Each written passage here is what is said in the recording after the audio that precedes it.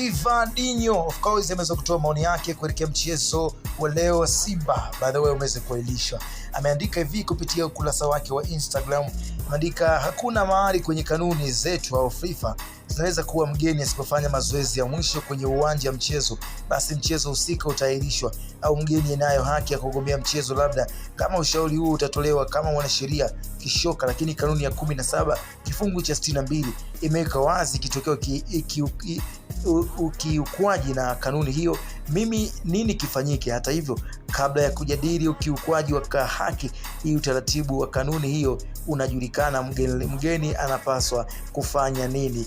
Ni maoni ya kwake Rivadinho ambaye yupo kwenye kitengo cha habari kutokea pale Young Africans. Maoni yako ni yapi kuelekea mchezo wa leo ambao ulikuwa unatarajiwa kupigwa majira ya 1:30 usiku tarehe 8 Machi, lakini haujaweza kufanyika kwa sababu ambazo zimeweza kutajwa. TFF na bodi ya ligi wameweza kutoa taarifa hiyo kwamba mchezo huo umeahirishwa na utaweza kufanyika siku nyingine ambayo itatajwa kuweza kupangwa kufanyika mchezo huo.